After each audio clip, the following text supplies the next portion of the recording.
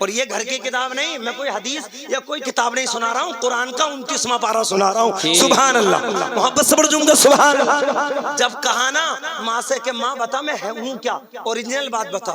ماں کہنے لگی داؤ پہ تمام ادھر ادھر کی باتیں کرنے لگی. بیٹا بولا پوچھ کر رہوں گا، بتا ہے کیا ہے میرے اندر.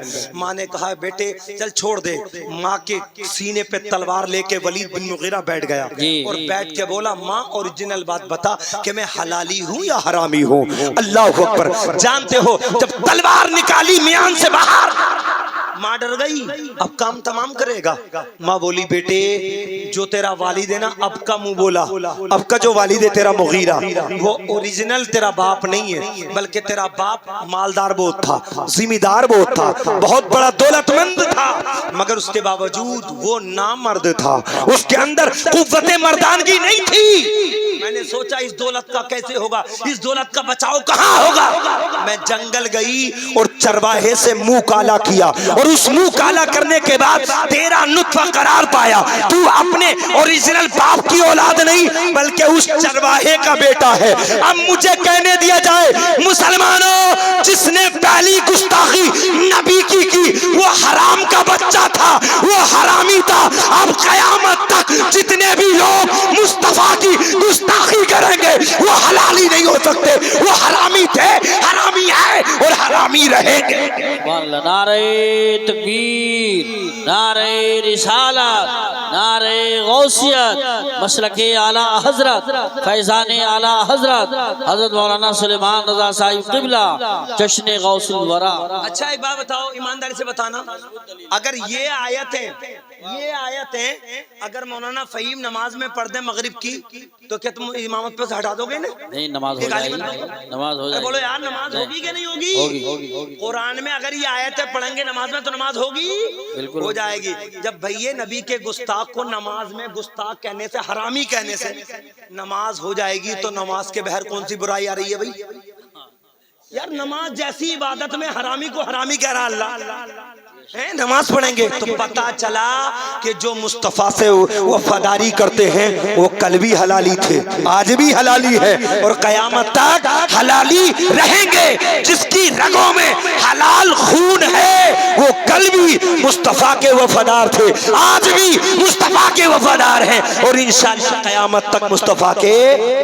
اب جھگڑا سمجھیے، اب میں کوئی زیادہ چھیڑا کشی نہیں کروں گا. آپ نے آج غوث اعظم کو سمجھاؤں گا انشاءاللہ. جب میں اس بات کو ہر جگہ تقریر میں کہتا ہوں، لوگوں اگر رسول اعظم کو سمجھنا چاہتے ہو تو غوث اعظم کو سمجھ لو. یہ کلیئر ہے بات. جو غوث اعظم کو سمجھ لے گا اس کی سمجھ میں رسول اعظم، ارے بولو اس کی سمجھ میں رسول اعظم. اچھا ایک بات بتاؤ، نماز وہ پڑھتے ہیں کہ نہیں؟ ارے پڑھتے ہیں نا، قرآن پڑھتے ہیں، اذان پڑھتے ہیں اور تلاوت کرتے ہیں، نعت وہ بھی پڑھتے ہیں، سب کچھ کرتے ہیں. فرق کیا ہے؟ اب یہ فرق قاری یوسف صاحب سے، حافظ معروف صاحب سے، مولانا فہیم قاری جانم سے مت پوچھو، اللہ کے قرآن سے پوچھو. قرآن ہم کہاں جائیں، جس سے ملتے وہی کہتا ہم حق پہ. شیعہ میں جاؤ ہم حق پہ، رافضی کہے ہم حق پہ، دیوبندی کہے ہم حق پہ، بریلوی کہے ہم حق پہ، وہابی کہے ہم حق پہ، اہل حدیث کہے ہم حق پہ، جماعت اسلامی کہے ہم حق پہ. قرآن فیصلہ کر حق پہ کون ہے. ہم تو جس کی سنتے ہیں وہی کہتا ہے حق پہ. اور قرآن اٹھاؤ، سورہ فاتحہ تو پڑھتے نا، سورہ فاتحہ الحمد شریف قرآن میں ہی ہے نا. اس کا ترجمہ سنو، اہدنا الصراط المستقیم، اے اللہ ہم کو سیدھے راستے پر چلا. محبت سے پڑھ سبحان اللہ. سیدھے راستے پر چلا. ظہر میں یہ دعا، عصر میں یہ دعا، مغرب میں یہ دعا، عشاء میں یہ دعا، فجر میں یہ دعا، اے اللہ سیدھے راستے پر چلا. اب لوگ کہتے ہیں مولانا ہمارے اور ان کے درمیان جھگڑا کیا ہے؟ اصل جھگڑا سمجھاؤ، قرآن ان کا بھی وہی ہے، اللہ ان کا بھی وہی ہے، ہمارا بھی وہی ہے. فرق کیا ہے؟ قرآن میں فرق نہیں ہے، ترجمے میں فرق ہے. جی بے شک. جانتے ہو اس اہدنا الصراط المستقیم کا ترجمہ کیا کیا انہوں نے؟ دیوبندیوں نے پتا کیا کیا؟ اہدنا الصراط المستقیم، اے اللہ ہم کو سیدھا راستہ دکھا. تو ہم تو بھی سہ گئے، میں تم نے دیکھا ہی کہاں بھی. ابے وہ کہتے ہیں ہم کو سیدھا راستہ دکھا، تو ہم کہہ رہے ہیں ابھی چکر میں دیکھنے کے لگا ہے، چلے گا کب؟ قیامت تک تو تو دیکھتا ہی رہے گا. ہم سنی کہتے ہیں دکھانا کام مصطفیٰ کا ہے، چلانا کام خدا کا ہے. سبحان اللہ واہ واہ واہ واہ کیا کہنے ارے بولو دکھایا نبی نے ہے کہ بے شک نبی نے سیدھا راستہ دکھا دیا. اب دیکھو ایک یہ تو بات آ گئی اس کی آپ سمجھیں گے ادھر سے, مگر خدا کی قسم ایک بات بتاؤ, جو نبی کو گناہگار کہہ دے کیا وہ مسلمان ہو سکتا ہے؟ نہیں بولو ایمانداری سے, ہرگز نہیں. اٹھاؤ 26واں پارہ سورہ فتح اٹھاؤ, اور میری مسجد میں سنبل میں مسجد قاری یوسف صاحب خوب جانتے ہیں, قربت سے جانتے ہیں, ان سے پوچھ لو حضرت سے وہاں معاملہ کیسا ہے الحمدللہ. مگر دیکھیے توجہ سے, محبت سے بولیں یا رسول اللہ, دیکھیے سمجھ کے ایمانداری سے, جتنے لوگ وہاں اللہ اکبر پہ کھڑے ہوتے تھے, جتنے لوگ, مجھ سے پہلے امام اور بھی تھے, پتا چلا کہ 20-30 لوگ بیٹھے ہیں اور 15-20 لوگ کھڑے ہیں اللہ اکبر پہ اللہ اکبر پہ. میں نے ایک دن دیکھا, دوسرے دن دیکھا, تیسرے دن دیکھا, چوتھے دن دیکھا, جب 5-6 دن دیکھتے رہا میں نے کہا کہیں یہ زخم ناسور نہ بن جائے. میں نے عشاء کی نماز کے بعد سلام پھیرا, اور سلام پھیر کے میں کھڑا ہوا, اور کھڑے ہو کے میں نے کہا بھائی جو اسلامی بھائی کھڑے ہو جاتے ہیں اللہ اکبر پہ وہ حدیث مجھے بھی سنا دیں تاکہ میں کل سے میں بھی کھڑا ہونے لگوں. کیا کہنے مولانا, مجھے بھی سنا دو بھائی. واہ واہ واہ واہ. اب جب میں نے اتنا کہا ان کے دماغ کے فیوز اڑ گئے, کیونکہ حدیث میں کہیں ہے ہی نہیں. حدیث میں ہے تو حی علی الصلاۃ حی علی الفلاح پہ کھڑا ہونا ہے, اللہ اکبر پہ کھڑا ہونا کہیں نہیں ہے. اب میں نے کہا کہ بھئی جو حدیث جنہوں نے پڑھ رکھی ہے مجھے سنا دو تاکہ میں بھی افضلیت پر عمل کر لوں, مگر کوئی نہیں سنا سکا. میں نے کہا ایک بات تو یہ ہے, اور دوسری بات یہ ہے جب انہوں نے پڑھا نہیں ہے تو ضد کیوں دکھا رہے ہیں, امام کے امام کیوں بننے ہیں؟ امام جب بیٹھا تو تم بھی بیٹھے رہو نا بھائی. تو ایمانداری سے اللہ کا کرم ہے, تم دیکھ لیو کبھی بھی جا کے پوری مسجد میں کوئی مسافر نہ آ جائے نیا, وہ تو کھڑا ہو سکتا ہے, وہاں کا سنی بھی اور دیوبندی بھی, سب کو اللہ اکبر پہ بیٹھنا ضروری ہے. کیا کہنے قاری صاحب دوسری بات اور میں نے کہی کہ اللہ اکبر پہ کھڑے کیوں ہوتے ہو, تو ایک نے جواب دیا پہلے سے الگ سٹ کے کہ مولانا اللہ کا نام بڑا ہے, اللہ کے نام پہ ہم اس لیے کھڑے ہو جاتے ہیں, اللہ کا نام بڑا ہے. اور دوسری بات یہ کہ صفیں سیدھی کرنے کے لیے. میں نے کہا کہ چٹیل میدان راجستھان کی پہاڑی میں نماز پڑھ لیا کیا؟ ابے صفیں سیدھی تو یہاں مسجد میں آلریڈی پہلے سے ہی ہیں, صفیں تو سیدھی ہیں نا. اب کہتا ہے اللہ اکبر پہ کھڑا ہوں اللہ کا نام بڑا ہے, تو پھر جھکے مت نا, رکوع میں جا مت, اللہ کے نام پہ کھڑا ہی رہے. اللہ کے نام پہ جھک کیوں رہا, سجدہ کیوں کر رہا؟ اللہ کا نام بڑا ہے نا. پتا چلا یہ طبیعت پہ عمل کرتے ہیں, ہم مصطفیٰ کی شریعت پہ عمل کرتے ہیں. سبحان اللہ. نعرہ تکبیر, نعرہ رسالت, نعرہ غوثیت, مسلک اعلی حضرت مولانا سلیمان رضا صاحب اللہ. توجہ سنیں انشاءاللہ مزہ آئے گا. محبت سے بولیں یا رسول اللہ. میں وہ باتیں بیان کروں گا جو باتیں زمانے میں ہیں, میں ادھر کی نہیں. سنیے توجہ سے, محبت سے بولیں یا رسول اللہ. اب دیکھیے انہوں نے گستاخی کی, لوگ کہتے ہیں مولانا ان میں اور ہم میں کمی کیا ہے. میں کمی بتا رہا ہوں ابھی, آپ سمجھیے. اور یہ اگر تم یہ سمجھتے ہو کہ مولانا کے رنجش ہے, میری کوئی زمین تھوڑی مان لی انہوں نے, میرے کوئی پیسے مان لیے کیا, مجھ پہ کبھی انہوں نے حملہ کر دیا کیا؟ میں جو بول رہا ہوں میری اپنی ذاتی رنجش تھوڑی ہے نا. مگر سمجھو قرآن کا 26واں پارہ, میں قرآن سے ان میں اور ہم میں فرق کیا ہے. ایک ہمارے مؤذن ہے وہ کہنے لگا حضرت ان میں اور ہم میں فرق کیا ہے. اتفاق سے میں کھڑا تھا قرآن پاک کے قریب وہیں مسجد میں سنبل میں, اور میں نے جیسے قرآن کھولا نا تو سورہ فتح ہی نکل گئی. اللہ کی قدرت دیکھو, سورہ فتح نکلی اور اس میں پتا ہے ایک آیت ہے لیغفر لک اللہ ما تقدم من ذنبک وما تأخر ویتم نعمتہ علیک ویہدیک صراطا مستقیما. محبت سے پڑھوں گا سوال. جانتے ہو اس آیت کا ترجمہ کیا کیا انہوں نے, دیوبندیوں نے بتایا کیا اس آیت کا؟ اے رسول, اے محبوب, اے نبی, ہم نے آپ کے اگلے پچھلے گناہ سب معاف کر دیے. بولو معاذ اللہ. بولو یار معاذ اللہ. کیا نبی سے گناہ ہو سکتا ہے؟ نہیں. جو نبی سے گناہ مانے وہ نبی ہو ہی نہیں سکتا. جس سے گناہ ہو جائے وہ نبی نہیں ہو سکتا, اور جس سے گناہ نہ ہو وہی اللہ کا سچا نبی ہو. اب انہوں نے کیا ترجمہ کیا؟ اے نبی ہم نے اگلے پچھلے آپ کے گناہ معاف کر دیے. معاذ اللہ. ہم تو یہ کہتے ہیں وہ تمہارا اپنا نبی ہوگا جو مدرسہ دیوبند سے بنا لیا ہوگا, جو گناہگار ہوگا. اللہ کا نبی کل بھی بے عیب تھا, آج بھی بے عیب ہے, اور قیامت تک مصطفیٰ بے عیب رہے. اب دیکھو ترجمے کا فرق. انہوں نے کیا کیا؟ اگلے پچھلے گناہ معاف کر دیے نبی تمہارے, مگر میرے اچھے رضا. محبت صبر جھوم کر سبحان اللہ. حضور اچھے رضا سیدی سرکار اعلی حضرت اس آیت کا ترجمہ کیا کرتے ہیں؟ اے محبوب ہم نے آپ کی امت کے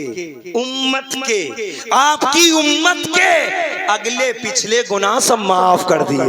سبحان اللہ سبحان اللہ. یہی تو محبت ہے, یہی تو فرق ہے. مگر مسلمانوں سمجھو، میں آپ کو صرف سمجھا رہا ہوں اس لیے کہ آپ سوچیں ہم قرآن پڑھتے ہیں. کیا میں نے بات کہاں سے شروع کی تھی؟ اہدنا الصراط المستقیم، اے اللہ ہم کو سیدھے راستے پر چلا. بولو سیدھے راستے پر. اچھا وہ کہتے ہیں ہمارا سیدھا راستہ، سب کہتے ہیں ہمارا سیدھا راستہ. اب قرآن سے پوچھو سیدھا راستہ ہے کون سا؟ سیدھا راستہ کون سا ہے؟ تو قرآن کہتا ہے صراط الذین انعمت علیہم، سیدھا راستہ ان لوگوں کا ہے جن پر اللہ نے انعام فرمایا. سبحان اللہ، جن پر اللہ نے انعام فرمایا. ہم سے مت پوچھو سیدھا راستہ کس کا ہے، قاری یوسف صاحب سے مت پوچھو سیدھا راستہ کس کا ہے، مولانا معروف صاحب سے مت پوچھو کس کا سیدھا راستہ ہے، مولانا فہیم سے مت پوچھو کس کا سیدھا راستہ ہے، قرآن سے پوچھو کس کا سیدھا راستہ. تو قرآن کہتا ہے صراط الذین انعمت علیہم، سیدھا راستہ ان لوگوں کا ہے جن پر اللہ نے انعام فرمایا. اب اسے دیکھو، ابھی بات پیچیدہ کی پیچیدہ رہی، ابھی بات یہ پوری کلیئر نہیں ہوئی. قرآن یہ بتا ہم کیسے پہچانے کن لوگوں کا راستہ ہے جن پر تو نے انعام فرمایا. تو قرآن کا پانچواں پارہ، محبت سے بولو جھوم کر سبحان اللہ، قرآن کا پانچواں پارہ اللہ فرماتا ہے انعم اللہ علیہم من النبیین والصدیقین والشہداء والصالحین. محبت سے بولو جھوم کر سبحان اللہ. اللہ کا انعام نبیوں پر ہے، اللہ کا انعام صحابہ پر ہے، اللہ کا انعام شہیدوں پر ہے، اللہ کا انعام ولیوں پر ہے. سبحان اللہ. اب ان چار ناموں کو دیکھ لو، نبی جس کے ساتھ، ولی جس کے ساتھ، شہید جس کے ساتھ، وہی حق پہ ہے. ہم گئے شیعوں میں تو وہ اہل بیت کی محبت میں ہے، صحابہ کو بھول گئے. ہم گئے وہابیوں میں تو وہ صحابہ کو تو یاد کرتے ہیں، اہل بیت کو بھول گئے. مگر ہم جب گئے بریلویوں میں تو ان کے ہاتھ میں دامن نبی بھی ہے، ان کے ہاتھ میں دامن صحابہ بھی ہے، ان کے ہاتھ میں دامن شہید بھی ہے، ان کے ہاتھ میں دامن ولی بھی. سبحان اللہ. نعرہ تکبیر، نعرہ رسالت، نعرہ غوثیت، مسلک اعلی حضرت حضرت مولانا سلیمان رضا صاحب قبلہ جشن غوث الورا. آج جو دل کا درد ہے وہ تمہارے سامنے رکھوں گا غوث اعظم کے تعلق سے، اور کچھ باتیں وہ ہوں گی جو اصلاحی ہوں گی. ہماری قوم کے اندر جو ماں بہنوں کے اندر بیماری پھیل رہی ہے نوجوانوں کے اندر، اس کے متعلق بھی بیان کروں گا. محبت سے بولو یا رسول اللہ، تڑپ کے بولو جھوم کر سبحان اللہ. اب دیکھیے قرآن نے فیصلہ کر دیا، نبی جس کے ساتھ، شہداء جس کے ساتھ، صحابہ جس کے ساتھ، ولی جس کے ساتھ، وہ کل بھی حق پہ تھا، آج بھی حق پہ ہے، اور انشاءاللہ قیامت تک حق پہ رہے گا. ماشاءاللہ. اب دیکھیے، توجہ ادھر رکھیے. اللہ قرآن پاک میں فرماتا اللہ، محبت سے بولو یا رسول اللہ. اللہ قرآن پاک میں ارشاد فرماتا ہے الا ان اولیاء اللہ، بے شک اللہ کے ولی وہ ہیں انہیں کوئی ڈر، ارے بولو انہیں کوئی ڈر نہیں ہے، ولا هم يحزنون، اور یہ ہمیشہ خوشحال رہتے ہیں. اچھا ایک بات بتاؤ، جو نماز نہ پڑھے وہ ولی ہو سکتا ہے؟ بولو. اور جو زکوٰۃ نہ دے وہ ولی ہو سکتا ہے صاحب استطاعت ہو کے؟ نہیں. جو دین کے تمام ارکان پہ عمل نہ کرے تو وہ ولی. مگر آج ہماری قوم بھی ایسے ولیوں کے چکر میں پڑ گئی جو دو دو چار چار انگوٹھی پہن لے، شوق دے دکھا دے، لمبے لمبے بال رکھ لے، چھوٹے سے اونچے سے جبے پہن لے، اور بالکل نماز نہ پڑھے. تو ہماری قوم کے مستی ہے کچھ دکھا دے انہونی، کچھ دکھا دے انہونی، سمجھتے ہیں یہ تو بڑے پہنچے ہوئے ہیں، یہ تو بہت پہنچے ہوئے ہیں. یاد رکھو جو شریعت پہ عمل نہ کرے وہ اللہ کا ولی نہیں ہو سکتا، وہ اللہ کا ولی نہیں ہو سکتا. جو نماز نہ پڑھے وہ اللہ کا ولی نہیں ہو سکتا. اللہ نے قرآن میں کہا الذین آمنوا وکانوا یتقون، ولی وہ ہوتا ہے جو ہر حال میں اپنے رب سے ڈرتا ہے. اچھا ایک بات بتاؤ، ولی کی تو بات ہے ہی اعلیٰ، ولیوں کے سب سے بڑے سردار غوث اعظم ہے نا. ولیوں کے سردار کا نام کیا ہے؟ غوث اعظم، پیرانے پیر غوث اعظم. اچھا ایک بات بتاؤ ایمانداری سے، پوری دنیا میں ماں کے پیٹ سے کوئی حافظ قرآن پیدا ہوا؟ بولو، کوئی حافظ قرآن پیدا ہوا نہیں. مگر جس غوث کا تم جلسہ کر رہے ہو اس غوث اعظم کی تھوڑی سی کرامت سن لو. محبت سے بولو یا رسول اللہ. جلسے میں برکت ہو جائے.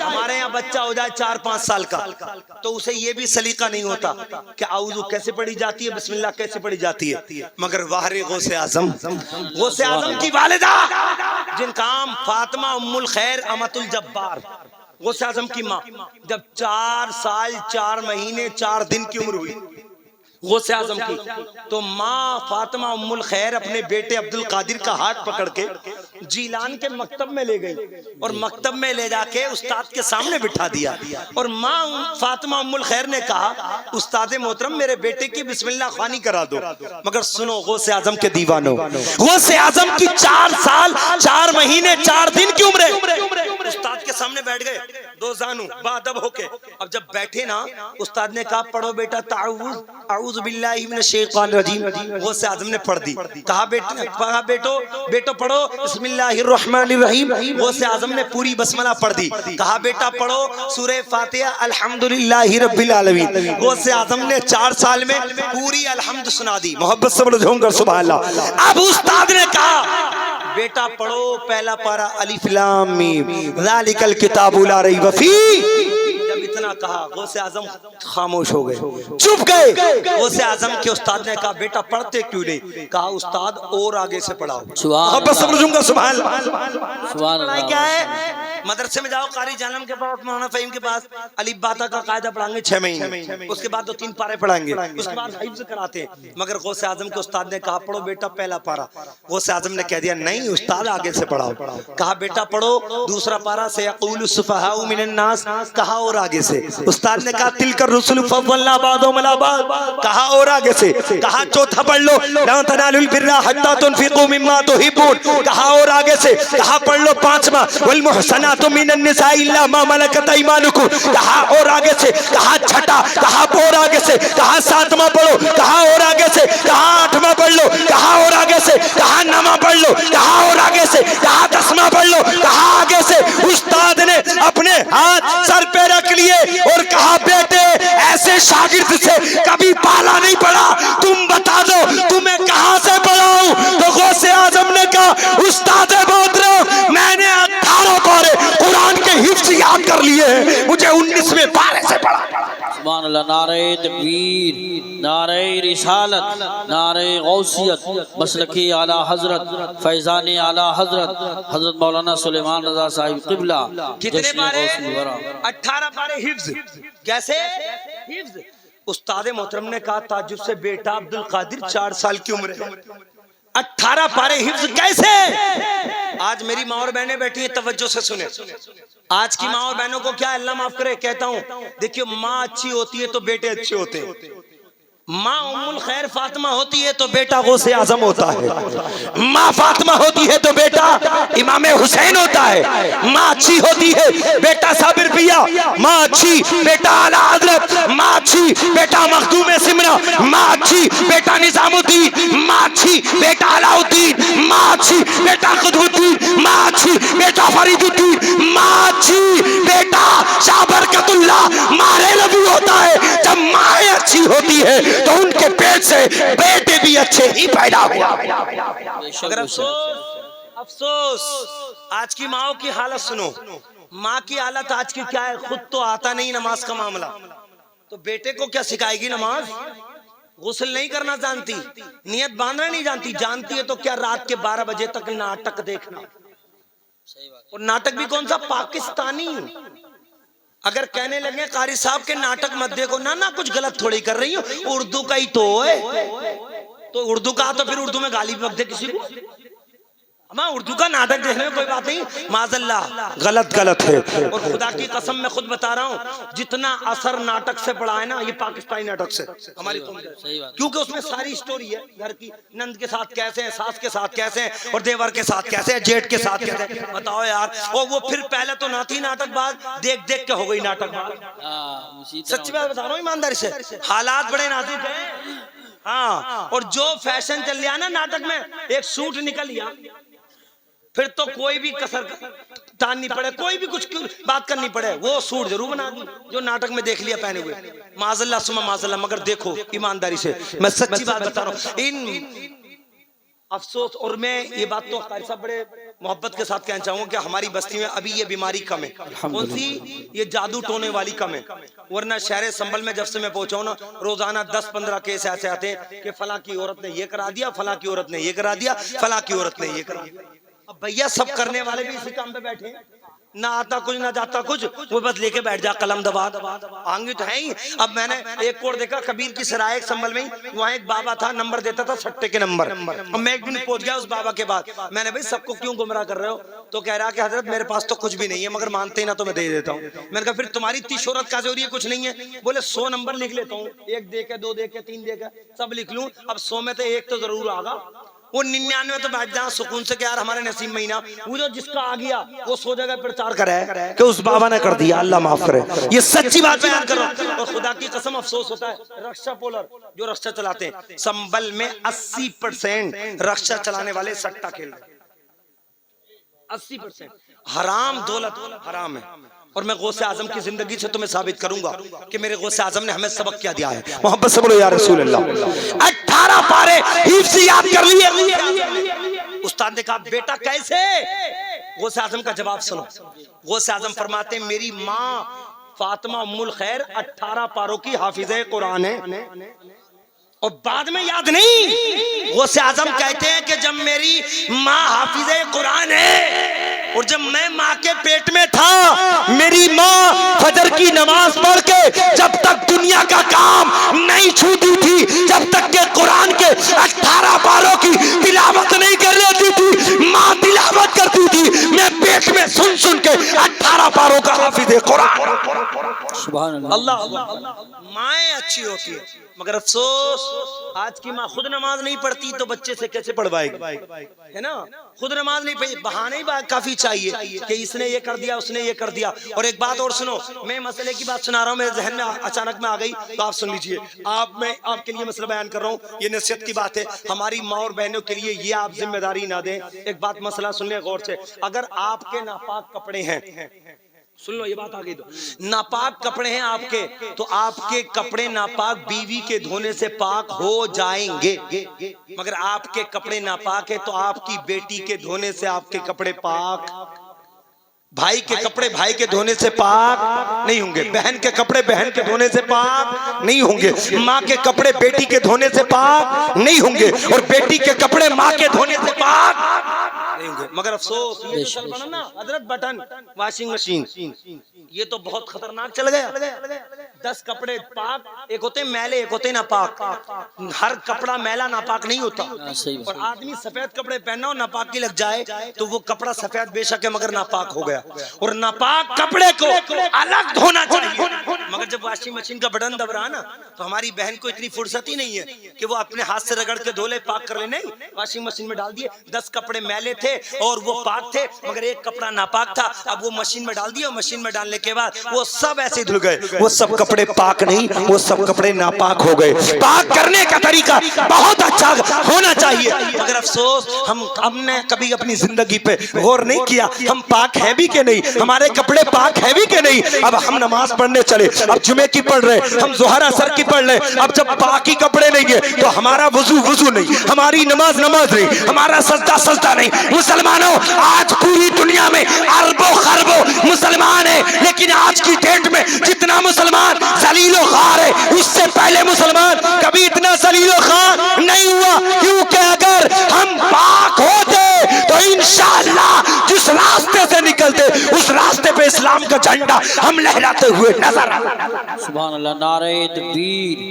نعرہ رسالت، نعرہ غوثیت، مسلک اعلی حضرت، علماء اہل سنت، جشن غوث۔ محبت سے بولو یا رسول اللہ۔ سمجھیے غوث اعظم کیا ہے؟ 18 پاروں کے حافظ قرآن۔ کتنے پاروں کے؟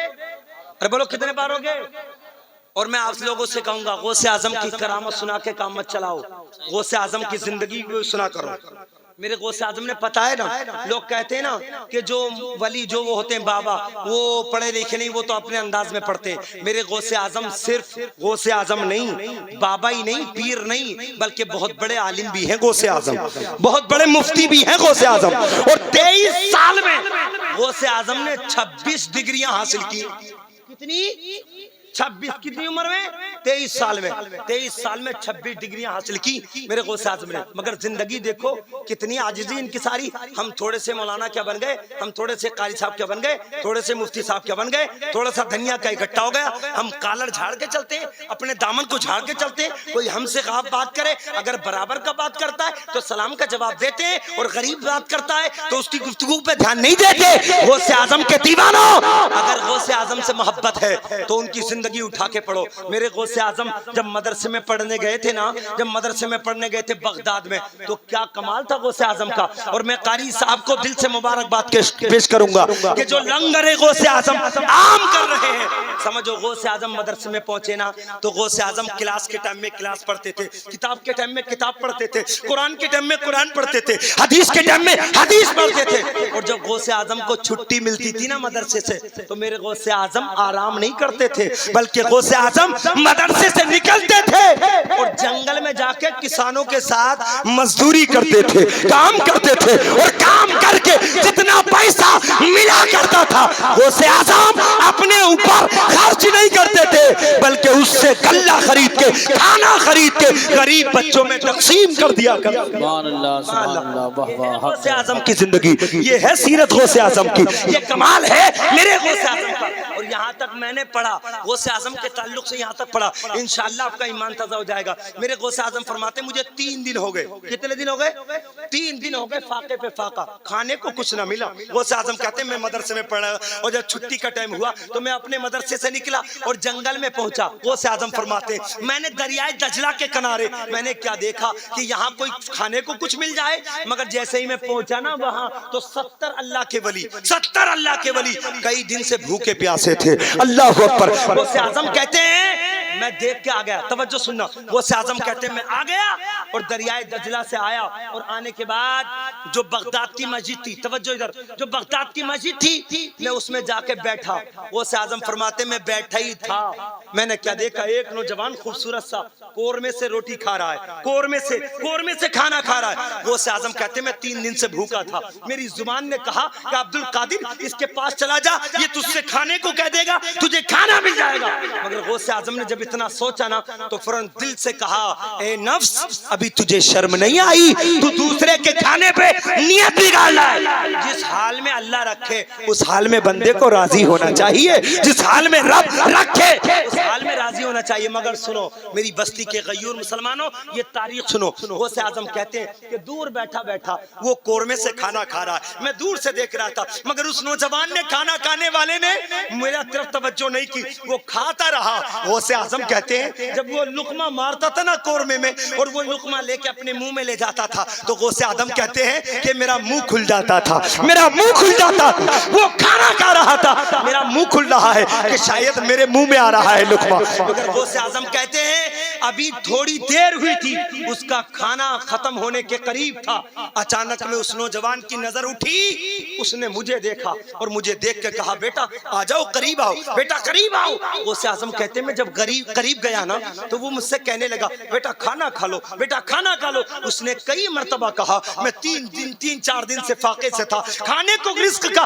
ایک لقمہ نہیں ملا تھا. غوث اعظم کہتے ہیں جب اس نے کہا نا میں کھانے کے لیے بیٹھا, ابھی 2-4 لقمے کھائے تھے, اس کھلانے والے نے مجھ سے کہا بیٹا تمہارا نام کیا ہے. غوث اعظم کہتے ہیں میرا نام بعد میں پوچھنا, پہلے تم بتاؤ تمہارا نام کیا ہے. اس کھانا کھلانے والے نے کہا کہ بیٹا میرا نام یہ ہے اور میں جیلان سے آیا ہوں اور جیلان کا بہت بڑا تاجر ہوں, میں مال تجارت لے کے آیا تھا, مگر میری تجارت میں نقصان ہو گیا, میرا جتنا مال تھا وہ سب لٹ گیا, جتنا خرچہ تھا وہ سب لٹ گیا. کہا جب سب لٹ گیا تو اب بغداد میں کیا کر رہے ہو. اللہ اکبر. سننا مسلمانوں, تاجر سے غوث اعظم نے کہا کہ جب لٹ گیا تو یہاں کیوں رکے ہو. کہا رکنے کی ایک بات ہے. بولے کیا بات ہے. بولے جیلان میں ایک عورت ہے جس کا نام فاطمہ ام الخیر احمد الجبار ہے, اس نے اپنے بیٹے عبد القادر کے لیے 8 دینار دیے تھے, 8 دینار دیے تھے. میں اس بیٹے کی تلاش میں بغداد میں ڈھونڈ رہا ہوں, کہیں عبد القادر مل جائے, اس کو میں اس کے پیسے دے دوں. غوث اعظم نے جب اتنا سنا ٹھنڈا سانس لیا. اب ایمانداری سے بتاؤ جو امانت غوث اعظم کی لے کے بیٹھا ہو اب اس کے ساتھ غوث اعظم سامنے بیٹھے ہو. ابھی میرے غوث اعظم نے بتایا نہیں کہ میں کون ہوں. کہا اے تاجر جب تجھے نقصان ہو گیا 8 دینار تیرے پاس تھے تو پھر کیوں رکا رہا؟ کہا اب تو میرے پاس 8 دینار بھی نہیں تھے, میں نے فاقے کی وجہ سے اسی عورت کے پیسوں سے میں نے ایک ایک کر کے سب خرچ کر دیے. 8 دینار تھے وہ سب کر دیے. اب میں صرف اس سے معافی مانگنے کے لیے اسے تلاش کر رہا ہوں. عبد القادر نام کا مل جائے میں اس سے معافی طلب کر لوں گا. اللہ اکبر. میرے غوث اعظم نے مسکرا کے کہا اے تاجر گھبرا نہیں, کوئی اور عبد القادر رہی جو تیرے سامنے بیٹھا ہے, یہی عبد القادر ہے. یہی عبد اللہ. نعرہ تکبیر, نعرہ رسالت, نعرہ غوثیت, مسلک اعلی حضرت علماء اہل سنت. محبت صبر جن کا سبحان. یہ اخلاق ہے میرے غوث اعظم کا. آپ تو ہم دوسروں کی روٹی چھیننے کے لیے بیٹھے ہیں, مگر وہ غوث اعظم کہ جس کے پیسوں کی روٹی وہ تاجر کھا رہا ہے اور غوث اعظم سن رہے ہیں. کہا اے بیٹا عبد القادر شرمانے کی مجھے شرم آ رہی ہے تجھے بتاتے ہوئے. یہ جو میرے پاس 2 دینار بچے تھے, یہ جو کھانا ہے نا قورمے سے, یہ کھانا میرے اپنے پیسوں کا نہیں, وہ تمہارے جو 2 دینار بچے تھے انہی 2 دینار سے میں نے یہ کھانا خریدا ہے. بیٹے مجھ سے غلطی ہو گئی, تمہیں شروع سے کھانا نہیں کھلایا. میرے غوث پاک نے فرمایا اے تاجر آنے والے تو نے ہمیں پہچانا نہیں, ہم مصطفیٰ کے خاندان سے ہیں, نبی کی آل سے ہیں, اور مصطفیٰ کا گھرانہ کبھی کسی کو تکلیف نہیں دیتا, تکلیف والوں کو سینے سے لگا کے انہیں سہارا دے دیا. سبحان اللہ, سبحان اللہ. غوث اعظم نے اس تاجر کو سینے سے لگایا اور سینے سے لگا کے غوث اعظم نے فرمایا اب یہ بتاؤ تجارت تو تمہارا لٹ گیا, مال تجارت نقصان ہو گیا, مگر یہ بتاؤ کیا کرائے کے بھی پیسے ہیں کہ نہیں, کیا کرایہ بھی ہے کہ نہیں؟ حضور کرایہ نہیں ہے. غوث اعظم نے کہا ٹھہر جاؤ, اور ٹھہرنے کے بعد کہا 1 2 3 اور رکو. غوث اعظم نے کمائی کر کے 4 دینار کما کے لا کے اس تاجر کے ہاتھ میں دے دیے. سبحان اللہ. اور کہا جاؤ تم اپنے گھر صحیح سلامتی سے پہنچ جاؤ. سبحان اللہ, سبحان اللہ. یہ میرے غوث اعظم کا کردار ہے. اور آج ہمارا کردار دیکھو, آج ہمارا کردار دیکھو. آج حالت تو یہ ہے حرام کی روزی کماتے ہیں اور اس کے بعد ترقی کرتے ہیں تو بلڈنگ پہ لکھواتے ہیں ھذا من فضل ربی. چیٹری کر کر کے, دوسروں کا گلا دبا دبا کے, دوسروں کا سال مادائز مال لوٹ لوٹ کے لکھواتے ہیں ھذا من فضل ربی, یہ میرے رب کے فضل سے ہے. نادان شرم نہیں آئی چیٹنگ کرتے ہوئے, حرام کا مال لوٹتے ہوئے, حرام کاروبار کرتے ہوئے لکھ رہا ہے ھذا من فضل ربی. یہ غلط ہے, یہ رب کا فضل نہیں ہو سکتا. حرام کام سے ترقی رب کا بندہ نہیں کر سکتا. اس لیے عمل کرو, حلال روزی کھاؤ, انشاءاللہ دنیا میں بھی چمک ہوگی اور آخرت میں بھی ہوگی. اور میں بتا دوں ایمانداری سے, جو سکوں کے غلام ہوتے ہیں ان سے کچھ بھی کروا لو, جو روپیوں کے محتاج ہوتے ہیں ان سے کچھ بھی کروا لو. میرے غوث اعظم کیسے حلال کھانے والے تھے. ایک بادشاہ آیا غوث اعظم کی بارگاہ میں, توجہ سننا, اور کہنے لگا یہ تھیلی بھری ہوئی تھی پیسوں کی. کہا لو عبد القادر لے لو نذرانہ. آپ نے فرمایا نہیں مجھے نہیں چاہیے. بولے لے لو. کہا نہیں مجھے نہیں چاہیے. کہا حضور لے لو. آپ کو جلال آ گیا غوث اعظم کو. اس کی تھیلی پکڑی اور تھیلی پکڑ کے جب نچوڑی نا غوث اعظم نے نچوڑی تو اس میں سے تازہ خون ٹپک رہا, تازہ خون ٹپکا. بادشاہ کے پیروں کے نیچے سے زمین کھسک گئی, خون ٹپکا, خزانے دے.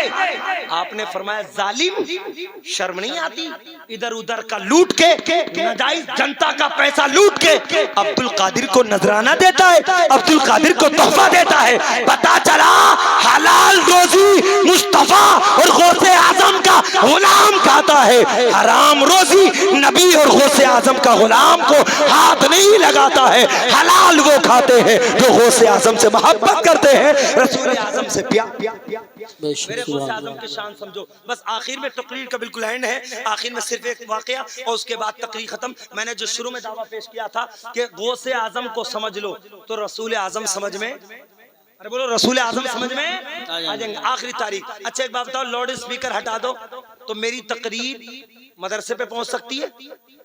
بولو ایمانداری سے، میری آواز جا سکتی ہے؟ نئی مسجد تک بھی نہیں جا سکتی، مگر میرے غوث اعظم کی کرامت دیکھو۔ جانتے ہو میرے غوث اعظم نے کہا بغداد میں، یہ میرا قدم ہر ولی کی گردن پہ ہے۔ غوث اعظم بولے تو بغداد میں غریب نواز میں انڈیا سے کہا کہ عبد القادر جہاں چاہو قدم رکھ لو، سبحان اللہ۔ بولے بغداد میں، پوری دنیا میں جہاں جہاں ولی تھے سب ولیوں نے کہا کہ جہاں چاہو قدم رکھ لو، مگر جانتے ہو یہ پاور آئی کہاں سے؟ میں پوچھتا ہوں غوث اعظم تمہارے اندر کمال کیسے؟ تم بولو بغداد سے، آواز سنبل میں، آواز انڈیا میں، آواز امریکہ میں، آواز برطانیہ میں، آواز پاکستان میں، آواز افغانستان میں، کیسے؟ غوث اعظم خود جواب دیتے، میں 23 سال کا تھا، 26 ڈگریاں حاصل کر لی، مگر مجھے لوگوں کے سامنے تقریر کرتے ہوئے شرم لگتی تھی۔ غوث اعظم بیان کر رہے ہیں علم بہت تھا، مجھے شرم لگتی تھی۔ غوث اعظم کہتے ہیں جب میرے پاس علم تھا اور میں پبلک کو نہیں سمجھا پایا نا، تو غوث اعظم کہتے ہیں میں نے ارادہ کر لیا کہ بستی چھوڑ دوں اور بستی چھوڑ کے جنگل میں جھوپڑی بناؤں، اور عبد القادر نے سوچا کہ وہیں رہوں گا۔ خدا کی قسم شام کو سوچا، اور جب سوئے نا عبد القادر تو میرے نبی پاک صلی اللہ علیہ وسلم خواب میں تشریف لائے۔ محبت سے بولو جھوم کر سبحان اللہ۔ نبی آئے، آقا نے فرمایا بیٹا عبد القادر کیوں چھوڑ رہے ہو بستی؟ کہا نانا جان کیا کروں، علم بہت ہے لیکن لوگوں کو سمجھاتے ہوئے شرم لگتی ہے، کروں تو کروں کیسے؟ میرے نبی نے فرمایا بیٹا عبد القادر بستی مت چھوڑو، جس چیز کی ضرورت ہے وہ ضرورت پوری کر لو۔ بیٹا عبد القادر منہ کھولو، محبت سے بولو جھوم کر سبحان اللہ، منہ کھولو۔ جب منہ کھولا نا غوث اعظم نے، میرے مصطفیٰ نے لعاب دہن تھوک مبارک نکالا اور غوث اعظم کے حلق میں ڈالا اور کہا نبی نے بیٹا عبد القادر اب تمہارے سینے میں اتنی پاور ہو گئی، تمہاری زبان میں اتنی پاور ہو گئی، بولو گے بغداد سے اور ساری دنیا میں تمہاری آواز سنی جائے، ساری دنیا میں آواز سنی جائے گی۔ یہ جانتے ہو یہ تو کمال ہے، مگر جیسے ہی صبح ہوئی نا، صبح ہوئی تھوک نبی کا چاٹا، اور مجھے کہتے ہوئے یہ بڑا خوشی ہوتی ہے کہ مسلمانوں جب نبی کے تھوک میں اتنا کمال ہے تو مصطفیٰ کی ذات میں کتنا کمال ہوگا۔ نبی کا تھوک اتنا بابرکت ہے تو نبی کا جسم اطہر کتنا بابرکت ہوگا۔ سمجھو نبی نے تھوک پلا دیا، صبح کو جب سورج نکلا فجر کی نماز ہوئی، اور اس کے بعد غوث اعظم نے کہا کہ بغداد کے لوگوں آج عبد القادر تمہیں تقریر سنائے گا، محبت سے بڑھ کر سبحان اللہ، عبد القادر تمہیں تقریر سنائے گا۔ اچھا ایک بات بتاؤ، جتنے لوگ بیٹھے ہو تمہارے دل میں کیا ہے مجھے پتا ہے؟ بولو یار، اور میرے دل میں کیا ہے تمہیں پتا ہے؟ نہیں، نہ مجھے پتا نہ تمہیں پتا، مگر یہ میرے غوث پاک کا جلسہ ہے۔ جنتا آ گئی، بھیڑ آ گئی، اور جنتا کتنی 100-200 نہیں، 70,000۔ کتنے لوگ؟ 70,000 کا مجمع بیٹھ گئے بغداد میں۔ کوئی لاؤڈ اسپیکر نہیں تھا، مائک وائک نہیں تھا۔ کیسا معاملہ تھا، اللہ اکبر۔ غوث اعظم نے تقریر شروع کی نا، تو اسی دور کے ایک اللہ کے ولی جن کا نام شیخ سعد ابو الحسن انصاری ہے، 529 ہجری کی بات ہے، انہوں نے غوث پاک کی کرامتیں سن رکھی تھی کہ بہت پاورفل ہیں غوث پاک۔ وہ غوث اعظم کا امتحان لینے کے لیے چلے اپنے ملک سے، اور جب بغداد میں آئے تو کیا دیکھا 70,000 کا مجمع ہے اور تقریر غوث پاک کر رہے ہیں کرسی پہ بیٹھ کے۔ تو شیخ سعد انصاری سوچ رہے تھے آگے بیٹھوں، آگے پہنچوں، مگر جگہ آگے نہ ملی، 70,000 مجمع کے پیچھے جگہ ملی، محبت سے بڑھ جھوم کر سبحان بیٹھ گئے۔ مگر غوث اعظم کی جب تقریر سنی نا تو سعد انصاری کہتے ہیں جتنی آواز آگے والے کو آ رہی اتنی آواز مجھ پیچھے بیٹھنے والے کو آ رہی تھی، سبحان اللہ۔ یہ تو کمال چھوڑیے، دوسرا کمال میں اہم بتا رہا ہوں، اس کے بعد تقریر کا بالکل اینڈ کر رہا ہوں، سمجھیے ایمانداری سے کیا ہے تقریر۔ اب دیکھیے غوث اعظم جب تقریر کر رہے ہیں نا تو تقریر کر رہے تھے اللہ کے ایک ہونے پہ، اللہ کے ایک ہونے پہ۔ غوث اعظم جب تقریر کرتے رہے نا تو سعد انصاری کہتے ہیں کیا تقریر کی ہے، کیا اچھا ہوتا شرک کے موضوع پہ تقریر کر دے۔ سوچ رہے ہیں من میں سعد انصاری، میرے غوث اعظم نے ٹاپک چینج کیا اور شرک کے موضوع پہ تقریر شروع کر دی، سبحان اللہ۔ اب جب ٹاپک پہ تقریر کر دی سعد انصاری کہتے ہیں کیا اچھی تقریر کی۔ سعد انصاری کہتے ہیں میرے دل میں تیسرا خیال آ گیا، کیا اچھی تقریر کی، کیا اچھا ہوتا فنا اور بقا کے موضوع پہ تقریر کر دیتے۔ میرے دل میں خیال آیا، ادھر غوث اعظم نے موضوع چینج کر کے فنا اور بقا کے موضوع پہ تقریر کر دی۔ غوث اعظم تقریر کرتے رہے، 7 ٹاپک، کتنے؟ 7 ٹاپک، الگ الگ ایشو، الگ الگ موضوع آئے، غوث اعظم نے سب پہ تقریر کر دی۔ 8واں ٹاپک غوث اعظم کے تعلق سے سعد انصاری کہتے ہیں 8واں ٹاپک میرے دل میں آیا، کیا اچھا ہوتا غوث اعظم نبی کے علم غیب پہ تقریر کر دی۔ سعد انصاری کہتے ہیں جب دل میں آیا نبی کے علم غیب پہ تقریر کر دیتے.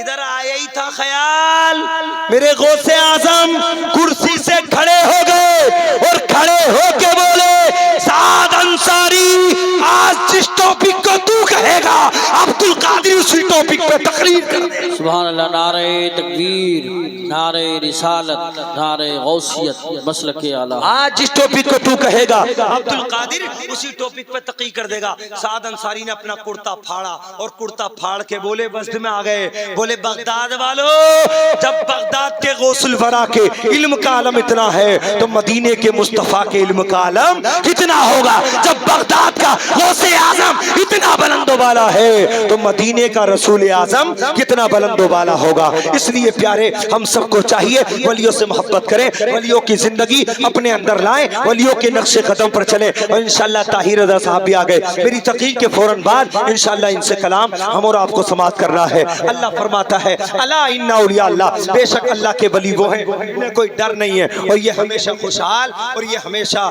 بے خوف و خطر رہتے ہیں. اللہ کی محبت میں, اللہ اس کے رسول کی رضا میں رہتے ہیں. آخر میں صرف نوجوانوں سے گزارش کروں گا, وہ گزارش یہ ہے مسلمانوں نمازیں کب پڑھو گے؟ بالکل نمازیں کب پڑھو. اگر ہم غوث اعظم کے دیوانے تو نماز کون پڑھے گا بھائی؟ ہم غوث اعظم کے دیوانے تو پڑھیں گے. غوث اعظم کی تھوڑی سی زندگی دیکھو, ایک بات بتا رہا ہوں, غوث اعظم رات کے 3 حصے کرتے تھے. کتنے حصے؟ اور بولو کتنے حصے؟ ایک حصے میں نماز پڑھتے تھے, ایک حصے میں قرآن کی تلاوت کرتے تھے, اور جو تیسرا حصہ ہوتا تھا نا غوث اعظم کا رات کا, وہ سر اللہ کی بارگاہ میں رکھتے تھے. اور جب تک فجر کا ٹائم شروع ہونا ہو جاتا تھا میرے غوث اعظم اپنے سر کو زمین سے نہیں اٹھاتے تھے. 40 سال تک. کتنے سال تک؟ 40 سال تک عشاء کے وضو سے نماز پڑھی فجر کی. ایک بات. دوسری بات 15 سال تک. کتنے سال تک؟ 15 سال تک پوری رات میں قرآن پاک پورا پڑھا. 15 سال تک روزانہ ایک رات میں ایک قرآن پڑھتے تھے. اور یہ عالم, مگر افسوس ہماری قوم مسلم کی حالت. ایمانداری سے میں نے یہاں کا جائزہ نہیں لیا, اگر جائزہ لے لیا جائے تو بہت سے نوجوانوں کو وضو کے فرائض نہیں پتا ہوں گے, غسل کے فرائض نہیں پتا ہوں گے, نماز کی شرطیں اور نماز کے فرائض نہیں پتا ہوں گے.